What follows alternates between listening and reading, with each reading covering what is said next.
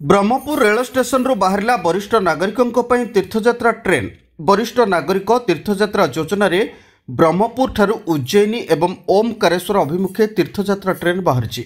उपमुख्यमंत्री प्रभाती परिडा उपस्थित रही यार शुभारंभ कर राज्य सरकार खनि इस्पात वाणिज्य परिवहन मंत्री विभूतिभूषण जेना, जंगल परिवेश मंत्री गणेश राम सिंह खुंटिया, ब्रह्मपुर विधायक के अनिल कुमार, छत्रपुर विधायक कृष्णचंद्र नायक, कविसूर्यनगर विधायक प्रताप चंद्र नायक, शिशु सुरक्षा आयोग अध्यक्षा बबिता पात्र, गंजाम जिलापाल वी कीर्ति भासन, ब्रह्मपुर एसपी श्रवणा विवेक एम, ब्रह्मपुर महानगर निगम कमिशनर प्रथमेश अरविंद राज सिक्रे, ब्रह्मपुर उपजिलापाल समेत बहु अधिकारी माने उपस्थित थे।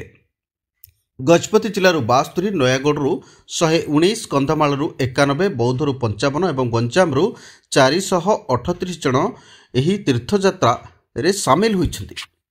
आमर आज सौभाग्य कि सेप्टेम्बर मासरे रेलवे स्टेशन रु ब्रह्मपुर रेलवे स्टेशन रु आमे वाराणसी अयोध्या अभिमुखे तीर्थयात्री वरिष्ठ तीर्थयात्री मानकु एठी पठेइथिलु।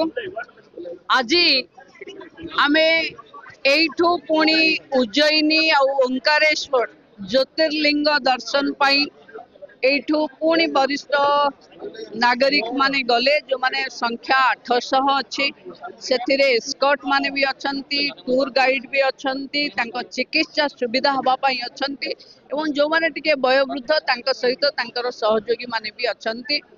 महाप्रभु जगन्नाथ समस्त को आशीर्वाद करंतु, माँ तारा तारिणी को कृपा रहू, समस्ते भलरे जाई दर्शन करी आसंतु। प्रधानमंत्री देखो अपना देश निज देश बुली देखिवा पाई जो आह्वान अच्छी आम राज्यर मुख्यमंत्री मोहन चरण माझी जो निर्देश अच्छी से आधार रे ओडिशा रे ए वर्ष 8000 तीर्थयात्री विभिन्न तीर्थस्थल को जिवे, समस्ते सुरक्षित जाई सुरक्षित आसिबे, ये महाप्रभु पाखे मुझे प्रार्थना करुच्ची।